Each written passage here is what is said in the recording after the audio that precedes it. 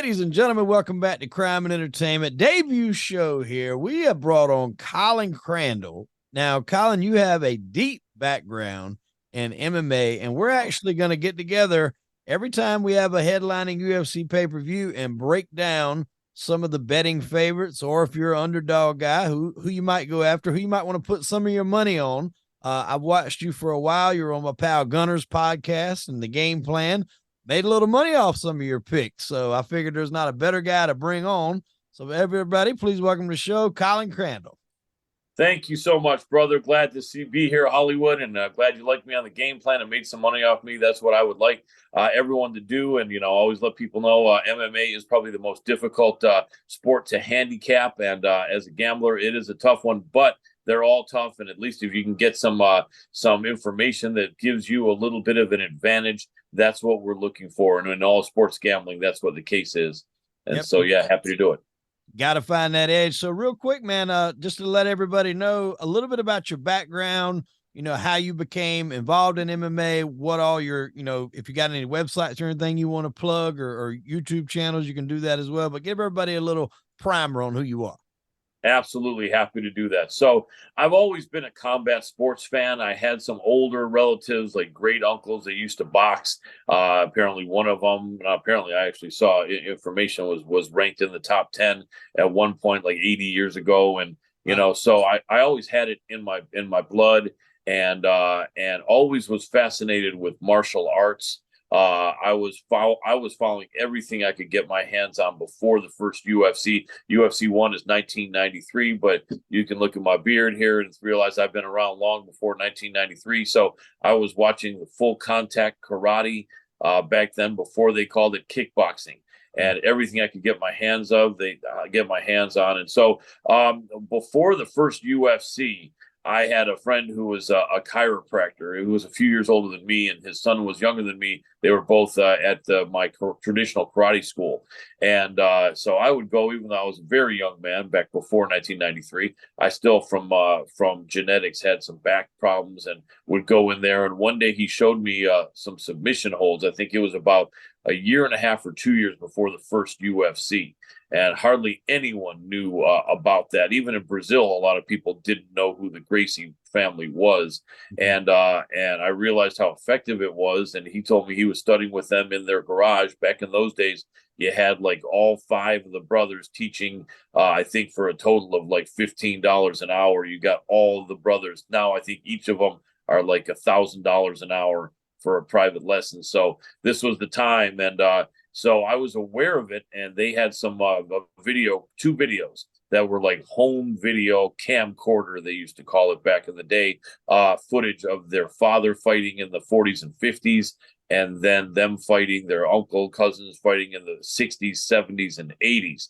And so I was aware of this before the first UFC. My friend actually was given by the Gracies a copy, Xerox copy, they used to call it, of the press kit for UFC #1, and I had that in my hands for a little bit. So I was one of a handful of people that were aware of what we were about to see in the first UFC. I followed it ever since then. I liked it so much back then. If I would order a pizza, I would let the pizza delivery guys sit down and watch some fights, whether they were live or whether it was on video. I was saying, "Come on, sit down. You got to see this."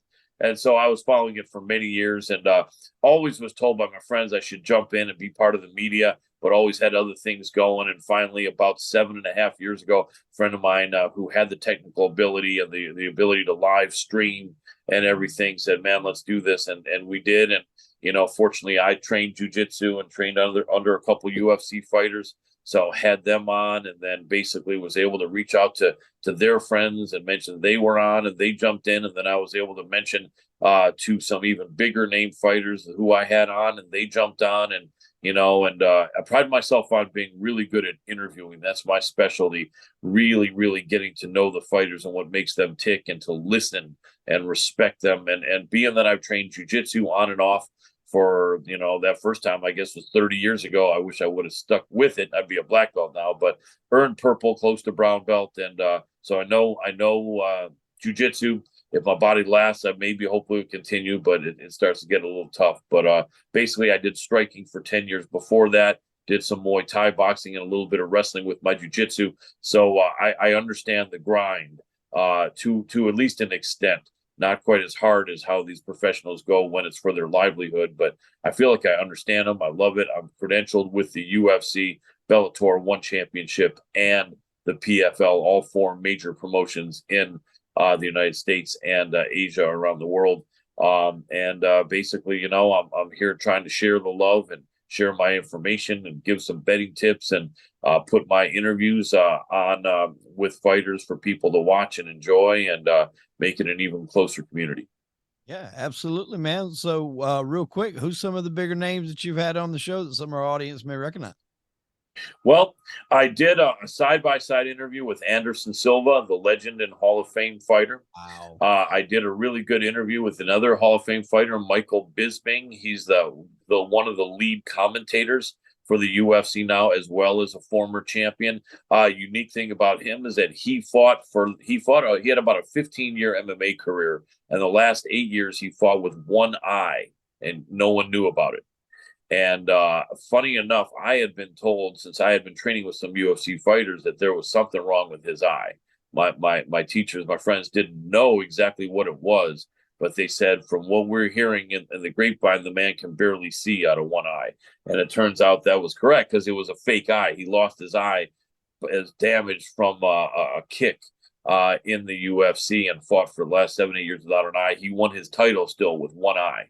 And yeah, and he has gone on tape a few times taking out his prosthetic eye, but he doesn't do it often. But he liked the interview I did with him so much that he said, "You know what? You were super knowledgeable. I like your interview style and everything that you know. So I'm going to give you some content." And he pulled his prosthetic eye out on my show. It's absolutely amazing. He's an amazing dude. Also interviewed another Hall of Famer and former UFC champion in depth, Rashad Evans. Oh, wow. Yep. And he was a great fighter. The former women's champion, Misha Tate, and commentator. I interviewed her. Interviewed some other Hall of Famers, Frank Trigg, Ken Shamrock, the legend, Frank Shamrock, his brother, Kung Lee, the fighting legend and action star. Interviewed the action TV star and movie star Frank Grillo a couple years ago. Yep, from Kingdom and Captain America.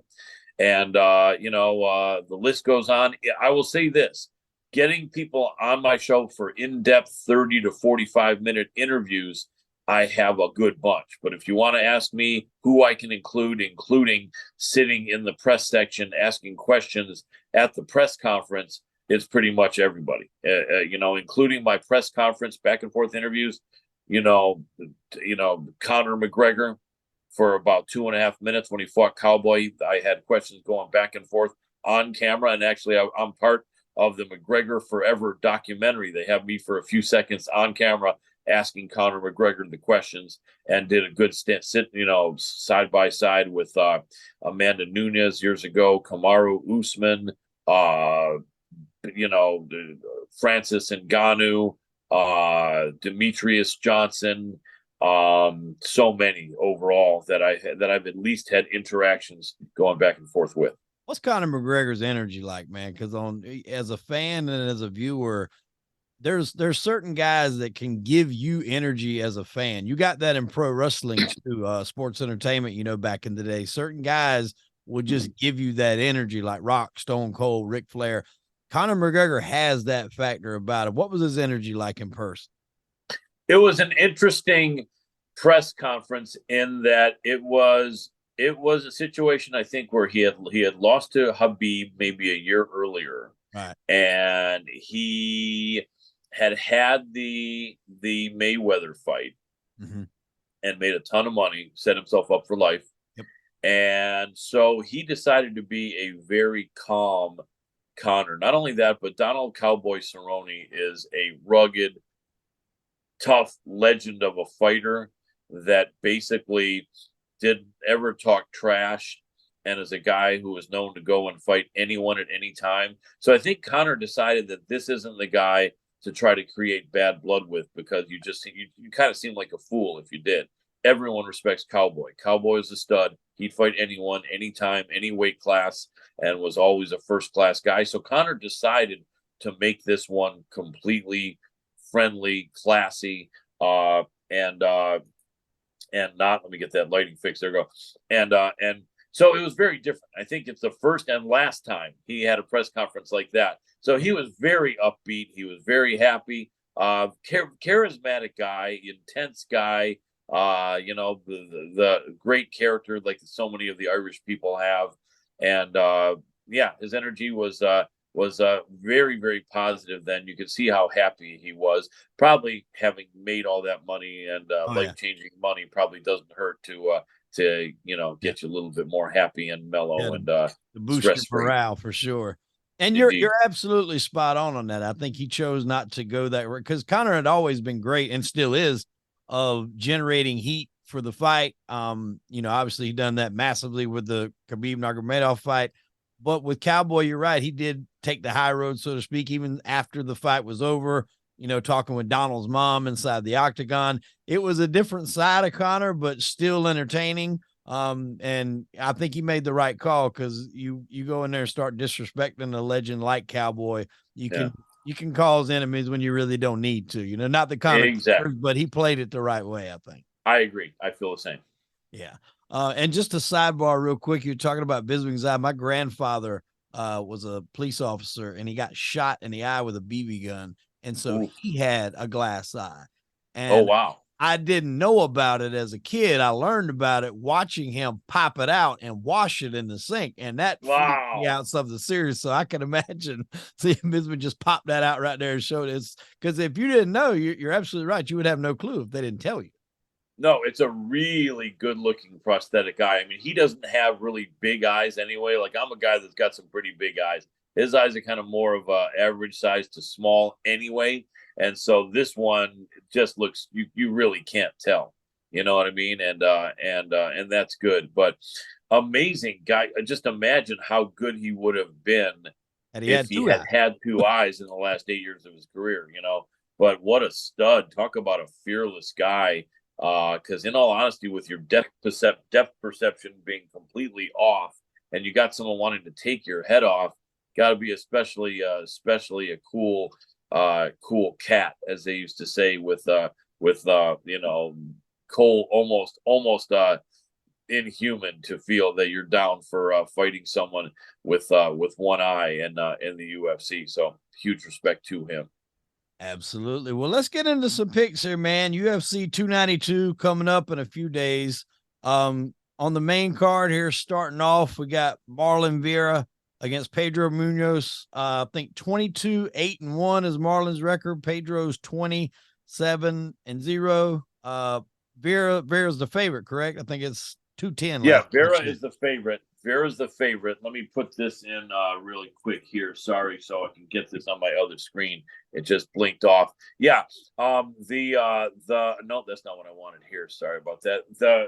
I know that Munoz is not 27-0. I don't mean to contradict you, but let me give you the I'll give you the whole I think 20-7. I think there we go. There we go. Yeah, there we go. Yeah. And let's pull all this up here. And exactly. So the favorite is going to be Marlon Vera. The betting odds right now is going to be not cumulative, but it's going to show me 8 different sports books. So taking a look at 8 different sports books, that fight is going to be anywhere from where is it? Why do they mix this up like that? There it is. Anywhere from -198 to -215 for the favorite Marlon Vera. The comeback on Pedro Munoz, anywhere from +160 to +170. So this is like about a 2-1 favorite, a little shy of that. And so let me give you guys my thoughts and the breakdown of that right here.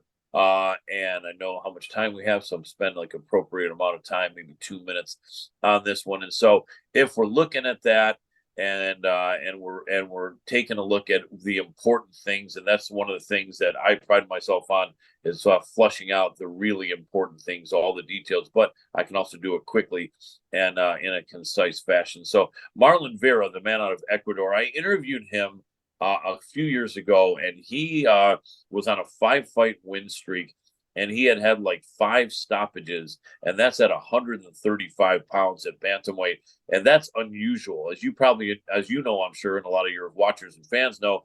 The bigger the guy, heavier the guy you are, the easier it is to knock someone out because you have so much power. They say that even though a guy who's 250 pounds has a bit of a bigger head and a thicker neck than a guy that's 150 pounds, the punches from a 250 pounder still is devastating, even if you yourself are 250 pounds. So less so when you get lighter. So I asked Marlon Vera what it is that allows him to finish fighters and be so exciting.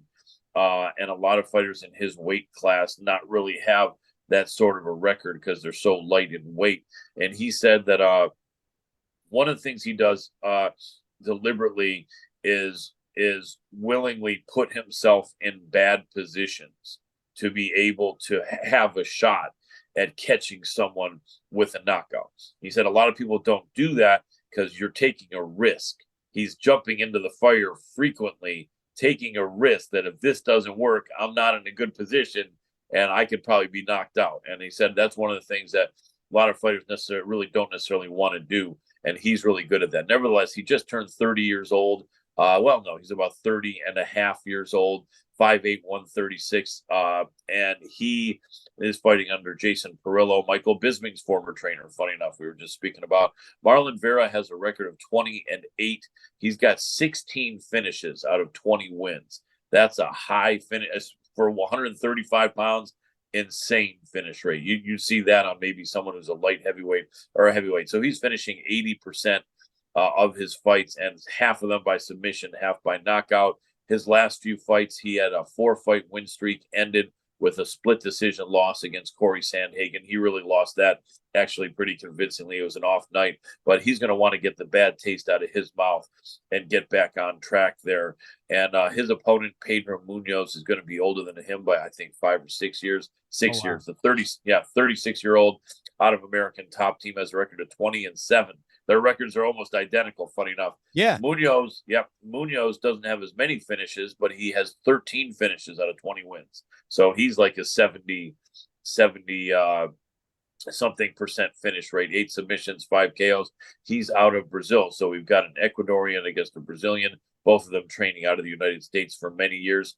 Munoz has didn't really have that streak going that Vera did. In fact, he's kind of been losing 2 and winning 1 lately, but he's fighting all the killers, all the best guys out there. He actually fought Sean O'Malley in a fight that would have been really exciting with an accidental eye poke. The fight ended in a no contest. Yeah. And that would have been interesting to see where that went. But he's coming off a win over Chris Gutierrez, I think, as a slight underdog, looking really good. Important fight for him, though, because he's 6 years older. And at 135 pounds, right, 36 years old and a bantamweight, those numbers don't really go together that well. Right. So he needs this one badly. However, needing it and getting it are not the same thing. I think he's got a good chance. I think as a 2-1 dog, I think there's value in betting on him. Vera should win this fight, but back against the wall, you know that old saying that the animal who's chasing the other animal sometimes won't catch him because the prey animal is running for his dinner. The predator is running for his dinner. The prey is running for his life.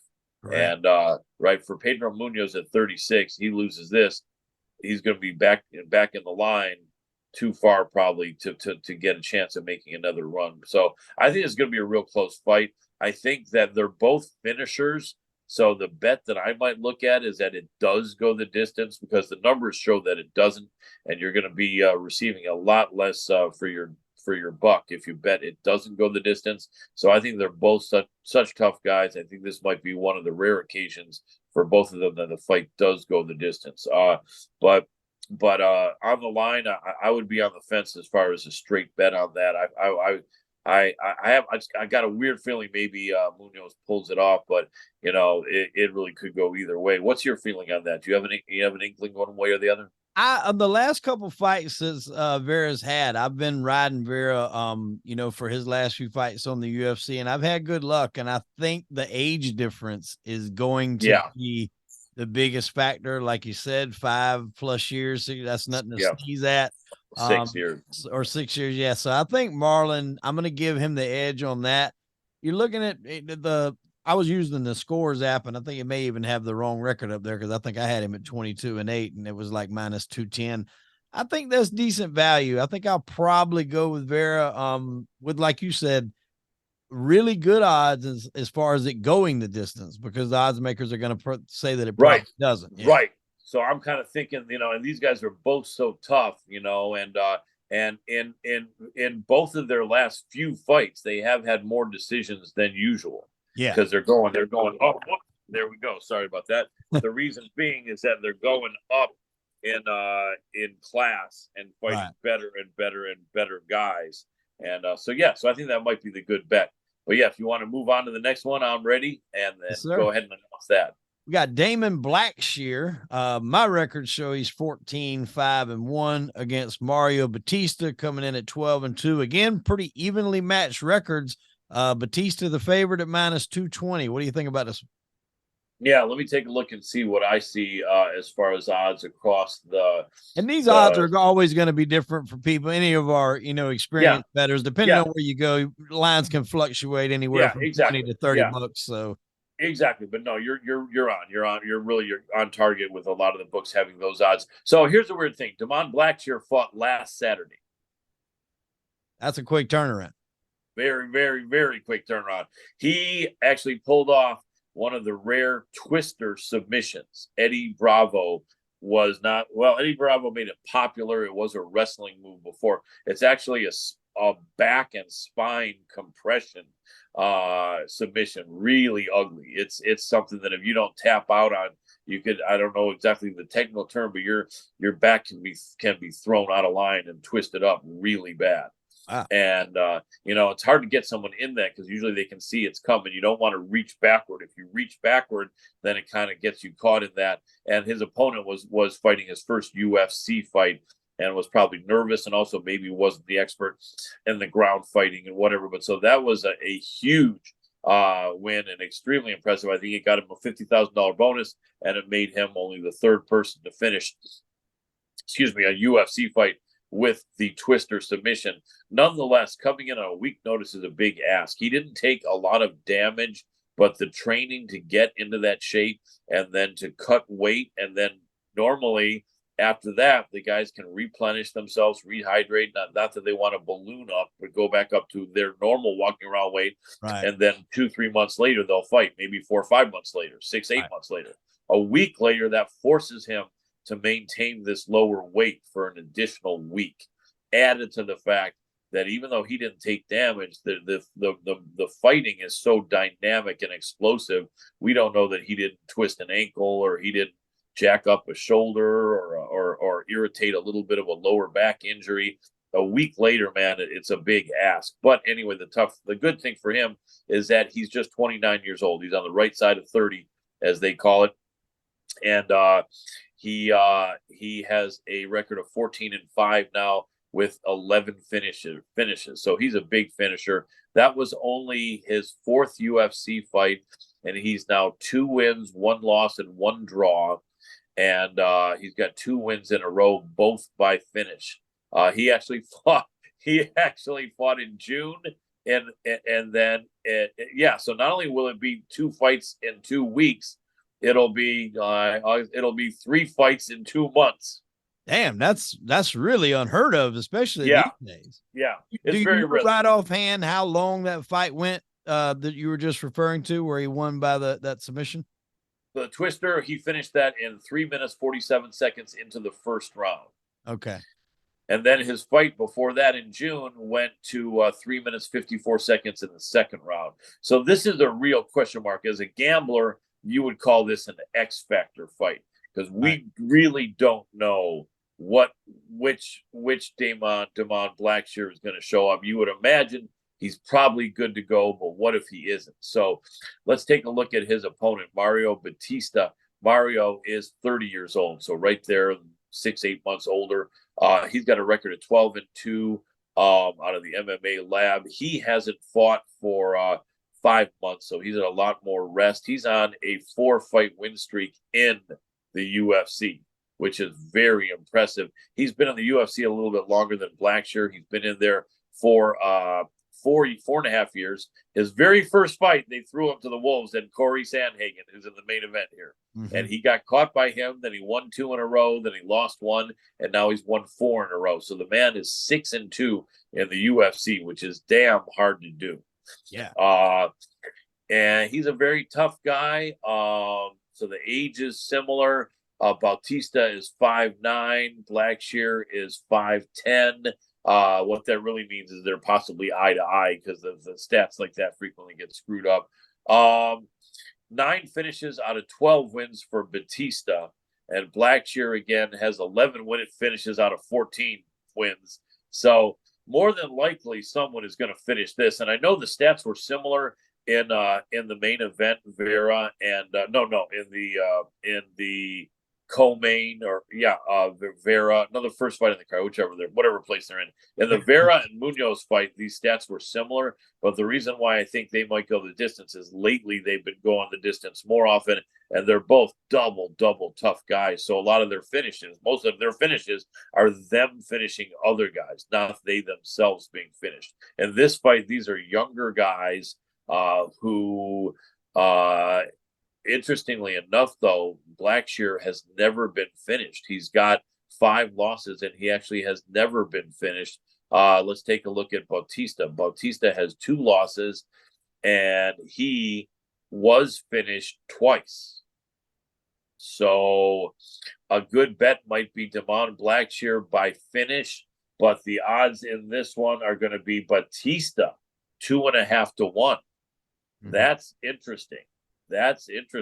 So I think the odds makers are a bit concerned, A, about Blackshear fighting a week later, and B, that he's a lesser experienced fighter. I think they're feeling this is going to be a step up in class. But Blackshear looks like a really special athlete. So I don't feel like betting against him here, but Batista is a killer. So my thought, I would say, because they both have such a high finish rate, is that someone's getting finished, although with Blackshear never having been finished, but there's always the first time. So I would say that might be my bet here. Either betting that Blackshear wins by knockout or submission, if you can get both in the same prop, that might be good. Yeah. Or just making a solid bet that the fight does not go the distance, but you don't have to pick a winner. Yeah, I kind of like that. And although it would seem like if anyone gets finished, it's Batista. But yeah, those are my thoughts. What do you think? Yeah, I think that's something that's key. Blackshear coming off that, it's not so much the time he spent in that fight. It's like you said, the preparation, then the weight cutting, and then as you mentioned, a lot of these guys will gain back a significant amount to be back to so he's now you got to forced to maintain a low weight. Yeah. And if he did put it back on, now he's got to cut it again. So that takes a toll on the body there. So, but he's also a young man. So I think it'll be interesting to see how he holds up against Batista. But I think, yeah, you're spot on that. Probably just picking it not to go the distance would probably be the smart play on that one right there. Yep. Agreed. All right. So moving on here. Next one, you got Magny against the undefeated Ian Machado Garry. What is your feelings on it? He's 11-0, but a huge number. Yep, actually 12-0 now. 12-0. Yep, my scores app must have all these damn records off for some reason. No problem. Close enough. All right, so Ian Garry is a big favorite here because Magny only is going to be doing this on about 6 days' notice or a week notice. Yeah, so Ian Machado Garry was supposed to fight Jeff Neal. And Neal is a killer, very, very good striker, kind of an average size guy, still pretty young, I think like 31, 32. And all of a sudden now he's got a super tall, lanky guy who's older and more of a grappler. Let's take a look and see what the odds are we know that Garry, I think Garry is going to be a very big favorite here. And the answer is going to be that Garry is, wow. Yeah, Wow, it's 50? about a 4-1 favorite. Yeah. 4-1. Yeah. So let's examine this. Garry is 25 years old. They're calling him the new Conor McGregor because he's awesome. He's undefeated and he is Irish. But he's a lot taller than Conor. Conor's average size guy, 5'9". Ian Garry is 6'3", fighting at 170 pounds. Funny enough, he's going to be looking eye to eye with Neil Magny, which is rare for both of them. Mm-hmm. Garry has fought a bunch of good people. The highest ranked guy he fought, I think, was D-Rod Daniel Rodriguez, who at one point was top 15. But I think when he fought him just 3 months ago, D-Rod was ranked like about number 23 or 24, and he did beat him convincingly. Before that, he beat Song Kanan from China, and then he also beat Gabriel Green, who's a tough dude, and Darian Weeks, and Jordan Williams. He's 5-0 in the UFC, 12-0 overall. He's a finisher. He's got 8 finishes out of his 12 wins. In the UFC, 3 finishes out of his 5 wins. This is a step up in class, though, because with the highest guy Ian Garry's ever fought being D-Rod Daniel Rodriguez, who was ranked in the mid-20s, Neil Magny once upon a time was a top 10 guy, and I do think he is still top 15. So this is a step up. Neil Magny is a guy that makes people look bad. He doesn't beat everybody, but he's so tall and lanky. He's so calm and collected, and he's so crafty and experienced. This man's got 38 fights. We have a man with 38 fights going up against a man with 12 fights. But it's also a 36-year-old against a 25-year-old. So the advantage is the other direction in that one. But Neil Magny just he's got such a great endurance for an older guy. He's so tricky. He's so calm. He's so dangerous. He has been starting to look a little bit older, a little bit smaller, and a little bit slower lately. But he's coming off a good split decision win. Before that, he got stopped. He kind of wins one, loses one, then maybe wins 2, loses 1. But he is getting older. This is a big fight, though, because I think if he wins this, I think Garry is ranked number 10, I believe. Right. So if Neil Magny wins this, he's probably right back up there in the top 10. And at 36 years old at 170, it's better than Munoz, who's 36 years old at 135. But still, 36 years old, 170 is a little bit old. Big, important fight. Neil Magny, to make my man like that a 4-1 dog, I would probably sprinkle a little bit of money on Neil Magny, although he probably should not win. And he's got 11 finishes out of 28, so he tends to beat people by decision. This is a big, big test for the Irishman. The only problem that is that I wish Magny had been the original opponent. I wish Magny had a full camp for this. And then on the flip side, Garry, right? But on the flip side, Garry was training for a striker who was 5 inches shorter than him, and instead he gets a grappler who's looking him face eye to eye. So that's a surprise there. So I feel like Magny may do something here, and I think that if Garry makes any kind of mistake, that could be it. But then again, at 36, one of these days, Magny's going to show up to fight, and he will have lost a step, and it'll be apparent. And this could be that fight. What do you think? Yeah, that's the thing. When you have these aged veterans, obviously, they bring a lot of experience to the game, but there's always that guy, that younger, hungrier guy. Obviously, Garry at 11-0, he's doing all things right to this point. Magny seems like who I would probably, like you said, sprinkle a little bit on. It's just hard to throw down 550 on a fighter when obviously anybody that watches combat sports, boxing or whatever, it's one punch and it can change things drastically. So that's or one choke or one arm bar. Yeah, one choke, one arm bar. Yeah, especially in the UFC, it's not just one punch, it's anything. The right submission, and you're over with. So I think that's a little bit too hefty for my betting taste to be going on Garry. I think Magny would just be, just to have some fun. He would be the right bet there. What do you think as far as you think it would go to distance or no? Man, Magny was finished by Gilbert Burns and Shavkat Rakhmonov. Both are top guys, and he was submitted by both. but both were really expert grapplers. Garry is more of a striker. He's only got one submission out of 12 fights. So I don't think Garry will be submitting Magny because the one submission he has is going back. Where is that? Is going back 4 years. But if you hurt someone first, then you could submit them because they can't. So they're seeing stars. I'd maybe what the odds is on maybe Garry winning by decision or something like that. I could see this going 3 rounds with Garry winning in more of a unanimous decision type situation. Right. And I think the payoff would be better on that because I think more people are thinking he's going to finish Old Bones. Yeah. Because that would make a statement if he did that. These young lions want to make a statement. But it's a dangerous fight. There's for sure value in Neil Magny, and going the distance or not, man, if there's a lot bigger payoff on one side, which maybe there is, I would go by decision. You could go, even though you tend to think if Garry is struggling, then Magny might be the one that's starting to be more of a threat for the decision. So I would think almost just like not even picking a fighter, maybe just fight does go distance, but then you get less juice on that than if you actually pick the fighter who wins and it goes a distance. But sometimes it's safer.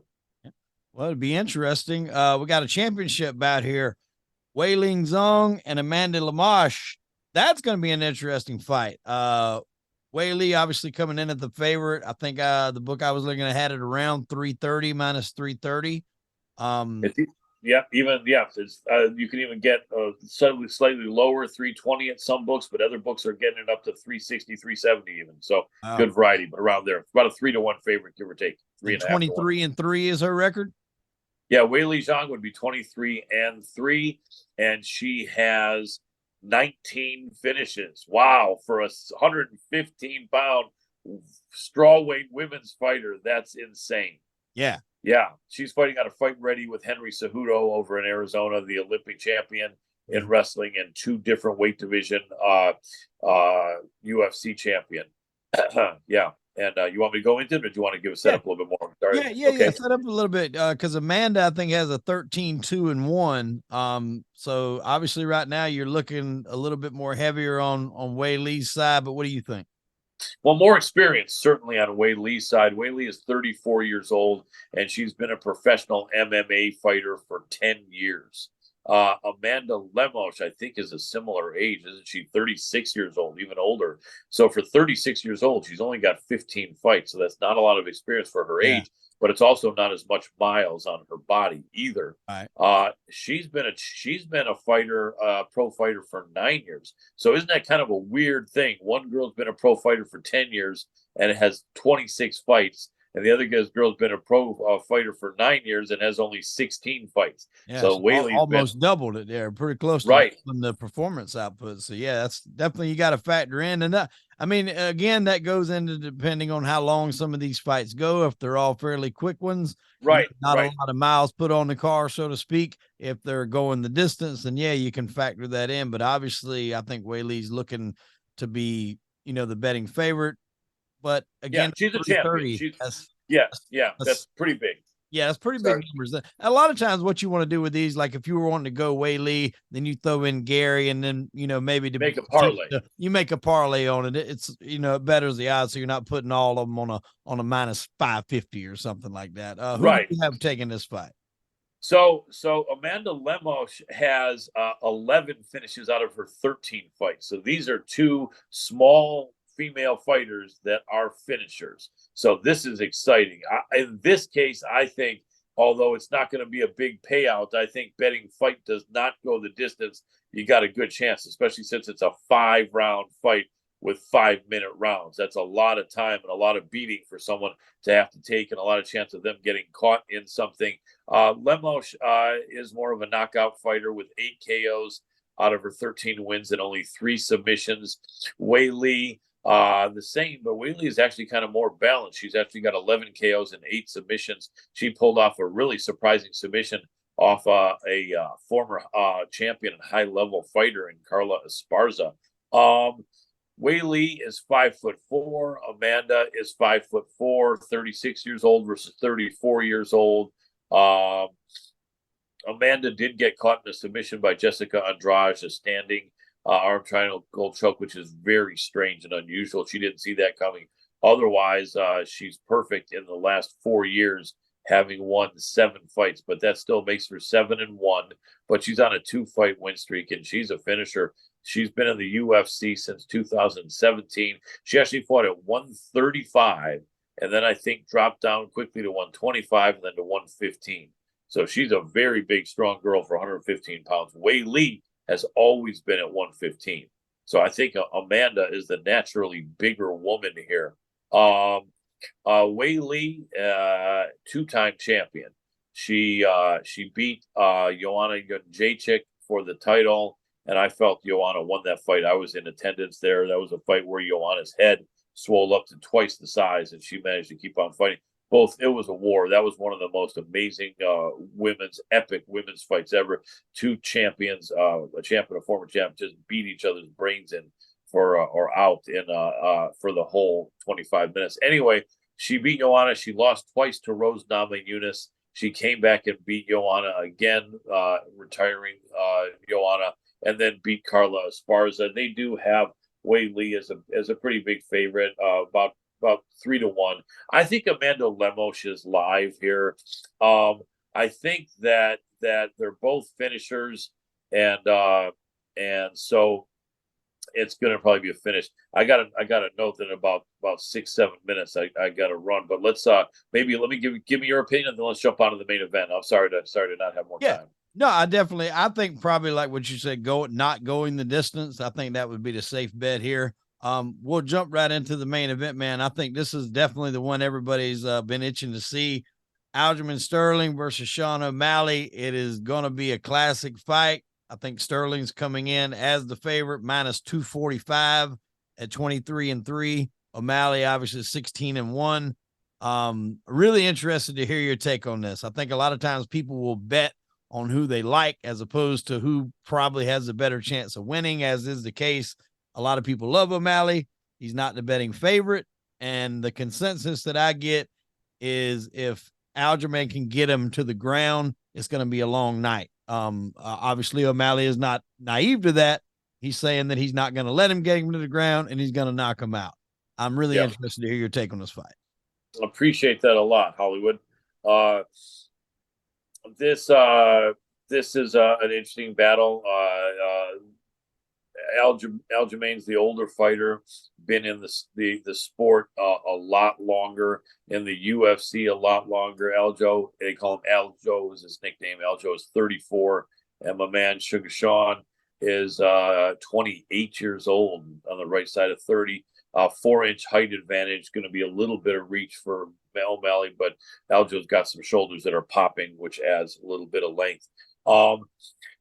Striker against grappler. O'Malley's got 12 finishes out of 16 wins with a record of 16-1, 11 by KO or TKO, only 1 by submission, and his win by submission goes back 8 years. So he's not submitting a high-level black belt in Aljamain Sterling, that we know, unless he cracks him and then tries to go for it, but still I doubt that's going to happen. Aljamain Sterling is 23-3. He's got 11 finishes, but he's been fighting the best guys for a long, long time. Sean has been beating some guys that weren't at this level, although he's recently started to fight at this level. Nevertheless, 8 submissions, more of a submission fighter. Aljamain is definitely the better jiu-jitsu guy and the better wrestler. So he's a better wrestler. He's the better grappler. Sean's going to have been working his ass off on not only takedown defense, but on avoiding submissions and on scrambling and getting back to your feet get-ups. So takedown defense and get-ups is what his camp has been probably the whole time for this fight. His question is the man ready or not? 28, you're just beginning your prime. I kind of feel like it might have been better if this is a year from now or a year and a half from now, or if O'Malley had gotten to put in several minutes with Munoz, instead of just the eye poke, making that a no contest. But I think O'Malley's in trouble here. He's got to catch Aljo coming in. I mean, anything is possible, but Aljo's wrestling. Aljo just beats Henry Cejudo, although the fight could have gone either way. But Cejudo, that's what I was going to bring up. That not necessarily. I'm not going to say it was a a huge controversy, but like you said, that one could have went either way. I heard a lot of, discrepancies on who people had picked to win, but either way, a tough fight to call. Yeah, but the key thing was that Aljo wrestled as he gave as good as he took against an Olympic gold medalist in freestyle wrestling. Mm-hmm. And a lot of people felt that was not going to happen. So in all honesty, he should burn through this big, skinny, tall, lanky guy. He really should. A lot of people are saying not. I could be wrong. I don't have a crystal ball, but no, I feel Sean is not ready for this. And I feel either it's going to go down and stay down, and Aljo will either bust him up and he'll have to turn away to get out of his face being caved in, and then Aljo will choke him out, or Aljo will just keep taking him down until that happens. I think Aljamain by stoppage is the play here, because there's not a lot of money on the money line, but minus 250 is not a terrible. You're not, giving away like minus 350 or minus 400. So I like him on the money line. I like him as a parlay piece. I like Aljamain by finish, maybe even make more money, say Aljamain by submission. But it's a scary fight. I mean, I just don't think Sean is ready for this. And, wrestling and jiu-jitsu is a big thing in the UFC. And if you're one of those guys that just really isn't a big part of that loop, and you're about stopping guys who are not really good wrestlers in his previous fights, and now you're going up against a D1, I think 1 or 2 time All-American, that's just a problem, I think. What do you think? Yeah, it's going to be a tough day at the office. I like O'Malley. I like the energy that he brings. I think he's great for the sport.